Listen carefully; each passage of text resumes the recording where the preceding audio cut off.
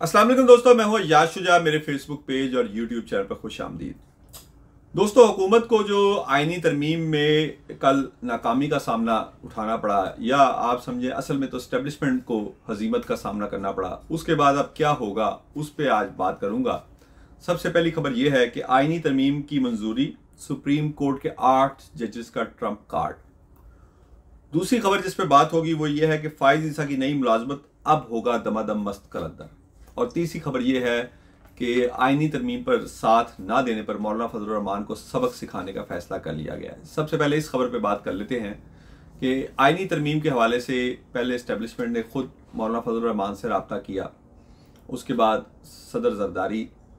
ने रब्ता किया, उनको मुख्तलिफ तरगीबात दी गई, मुख्तलिफ ऑफर्स की गई, और उसके बाद फिर वज़ीर आज़म शहबाज शरीफ ने भी रब्ता किया। नवाज शरीफ के हवाले से भी पैगाम उन तक पहुँचाया गया। जब मौलाना फजलुर रहमान नहीं माने तो फिर इस्टेब्लिशमेंट ने आला तरीन सऊदी शाही शख्सियत का फ़ोन करवाया मौलाना फजलुर रहमान को, लेकिन मौलाना फजलुर रहमान ने उस फ़ोन को सुन तो लिया लेकिन उनकी बात भी नहीं मानी और मामला अपनी पार्लिमानी कमेटी में ले गए, और जिसके बाद जो हुआ वो सब आपने कल देखा। इसके बाद अब इस्टेब्लिशमेंट की जानिब से मौलाना फजलुर रहमान को सबक सिखाने के लिए कार्रवाई का आगाज़ हो गया है। और सबसे पहले उनकी पार्टी के इंट्रा पार्टी इलेक्शन जो हैं वो इलेक्शन कमीशन में उस केस की समाअत शुरू हो गई है, और अब उन पर उनको वैसा ही सबक दिया जाएगा जैसा कि पीटीआई को दिया गया था। इस हवाले से मौलाना फजलुर रहमान का क्या रिएक्शन होगा, और क्या जेयूआई जो है जिसकी स्ट्रीट पावर जो है वो बहरहाल इंतहाई हार्ड कोर स्ट्रीट पावर है, क्या हुकूमत उसके आगे या इस्टेब्लिशमेंट उसके आगे टिक सकेगी, ये तो वक्त बताएगा। ताहम मौलाना फजलुर रहमान को आईनी तरमीम पर मदद ना करने पर सबक सिखाने का फैसला इस्टेब्लिशमेंट ने कर लिया है और उसका आगाज़ भी कर दिया गया है। दूसरी खबर यह है कि काजी फाइज ईसा को जो नई अदालत बनाकर नया ओहदा दिया जा रहा है उसके खिलाफ दमादम मस्त कलंदर का वकला ने ऐलान कर दिया है। सबसे पहले हामिद खान और मुनीर मलिक ने इसका ऐलान किया। अब मुख्तलिफ बार्स की तरफ से भी ऐलानात आ रहे हैं और एक मुल्क गिर वकला तहरीक शुरू करने का ऐलान किया जा रहा है। वकला ने बबांगे दहल ऐलान किया है कि मुल्क में एक ही आईनी अदालत है और वो है सुप्रीम कोर्ट, दूसरी किसी आईनी अदालत का क़याम नहीं मानेंगे और वकला तहरीक चलाएंगे। इस हवाले से ये ऐलान सामने आते ही इस्टेब्लिशमेंट और हुकूमत मुतहरिक हो चुकी है और मुख्तलिफ बार कौंसल से राब्ते भी शुरू कर दिए गए हैं ताकि काजी फाइज ईसा की तकर्री के ख़िलाफ़ ये तहरीक ना शुरू हो, क्योंकि हुकूमत और इस्टेब्लिशमेंट को इस आईनी अदालत के क़याम के बगैर उनके मामलात हल नहीं होते। क्योंकि अगर justice Mansoor Ali Shah chief justice supreme court of Pakistan 26 अक्टूबर को आकर तमाम आईनी मामलात और मुकदमात के फ़ैसले मुकदमात को सुनेंगे तो ये तमाम फैसले जितने भी गैर आईनी इक़दाम किए गए अप्रैल 2022 से लेकर आज तक, ये उनके खिलाफ जाएंगे। और उसमें सबसे बड़ा फैसला इलेक्शन के हवाले से होगा और पीटीआई का जो इंतखाबी निशान लिया गया और दीगर जो मामलात थे उस पर, और जो इलेक्शन के में जो बदउनवानियाँ और धांधली हुई उसके हवाले से जो उज़रदारियाँ हैं उसके हवाले से फैसले होंगे, जिसके बाद ये हुकूमत कायम नहीं रह सकेगी। और इसका बरमला इजहार कई वफाकी वज़रा अपनी मीडिया से गुफ्तगू के दौरान और मुख्तलिफ टीवी प्रोग्राम्स के दौरान कर चुके हैं, और इसीलिए इस्टेब्लिशमेंट और हुकूमत के पास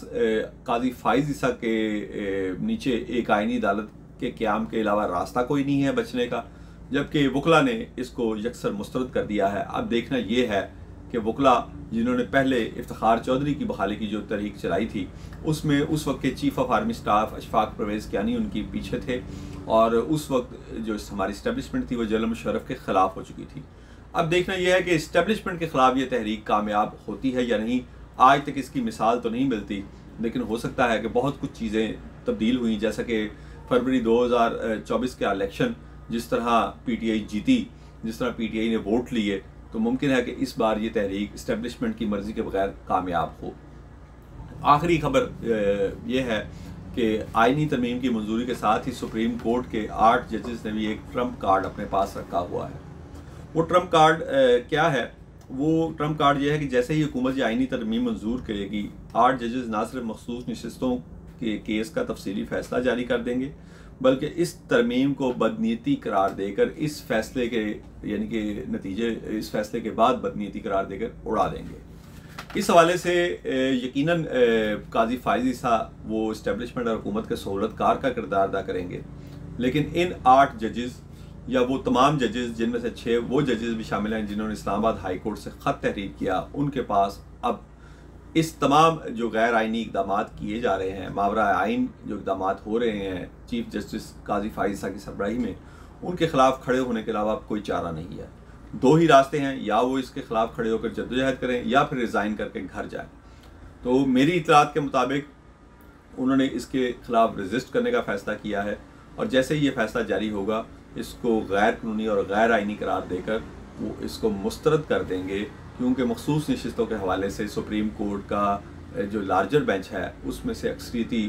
फ़ैसला पहले ही आ चुका है। उसके बाद इस तरह की कोई आइनी तरमीम जो है वो गैर आइनी और गैर कानूनी करार दी जाएगी। और इस हवाले से इन जजेस से मुनीर मलिक और उनके बयानात भी पहुंच चुके हैं, हामिद खान और दीगर बार्स के ऐलानात भी पहुंच चुके हैं। तो अब ये जो लड़ाई है जो पार्लिमान से शुरू की इस्टेब्लिशमेंट ने आइनी तरमीम के ज़रिए, वो अब इस मुल्क के वतन अजीज़ के गली कुचों और बार्स के जो बार हाउस हैं उनमें लड़ी जाने वाली है। अब देखना ये है